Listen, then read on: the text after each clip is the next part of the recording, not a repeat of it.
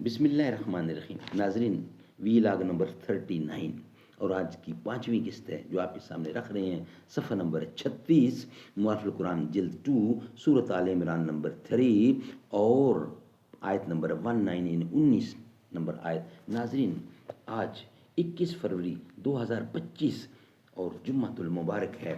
ناظرین، قرآن کریم کا ترجمہ، تشریح اور تفسیر ہم آپ کے سامنے رکھنے کو جا رہے ہیں. اس کتاب کا ٹائٹل ہے معارف القرآن جلد نمبر 2، سورۃ آل عمران سے لے کر سورۃ النساء تک، پارہ نمبر 3 رکوع 9 سے لے کر پارہ نمبر 6 رکوع نمبر 4. رائٹر اس کتاب ہیں حضرت مولانا مفتی محمد شفیع صاحب عثمانی رحمۃ اللہ علیہ، مفتی اعظم پاکستان. نحمدہ ونصلی علی رسولہ الکریم. بسم اللہ الرحمن الرحیم. فرشتے بزم رسالت میں لے گئے مجھ کو، حضور آیا رحمت میں لے گئے مجھ کو. کہا حضور نے اے اندلیب باغ حجاز، کلی کلی ہے تیری گرمی نواز گداز. ہمیشہ سر خوش جام ولا ہے دل تیرا، فتادگی ہے تیری غیرت سجود نیاز. ناظرین، آج کا آخری ویلاگ 39 اور قسط 5ویں. اور لفظ اسلام کے اصلی معنی ہیں اپنے آپ کو اللہ تعالیٰ کے سپرد کر دینا اور اس کے تابع فرمان ہونا.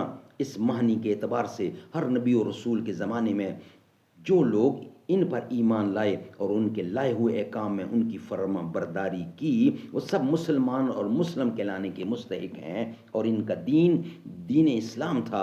اسی معنی کے لحاظ سے حضرت نوح علیہ السلام نے فرمایا وَأُمِرْتُ أَنْ أَكُونَ مِنَ الْمُسْلِمِينَ، سورۃ یونس.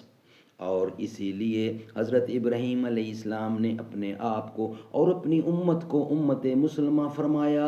ربنا واجعلنا مسلمین لک ومن ذریتنا امۃ مسلمۃ لک. اور حضرت عیسیٰ علیہ السلام کے حواریین نے اسی معنی کے اعتبار سے کہا وَأَشْهَدْ بِأَنَّ مُسْلِمُونَ، سورۃ آل عمران کی 52. اور بعض اوقات یہ لفظ خصوصیت سے اس دین و شریعت کے لیے بولا جاتا ہے جو سب سے آخر میں خاتم الانبیاء صلی اللہ علیہ وسلم لے کر آئے، اور جس نے پچھلی تمام شرح کو منسوخ کر دیا اور جو قیامت تک باقی رہے گا. اسی معنی کے اعتبار سے یہ لفظ صحیح صرف دین محمدی اور امت محمدیہ کے لیے مخصوص ہو جاتا ہے. ناظرین، 5واں ویلاگ آج کا کمپلیٹ ہوا. باقی انشاءاللہ نیکسٹ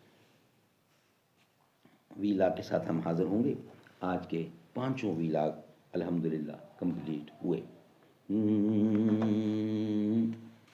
ہم نے آنکھوں سے دیکھا نہیں ہے مگر ان کی تصویر سینے میں موجود ہے. جس نے لا کر کلام الہی دیا وہ محمد مدینے میں موجود ہے. پھول کھلتے ہیں پڑھ پڑھ کے صلی اللہ، جھوم کر کہہ رہی ہے یہ باد صبا.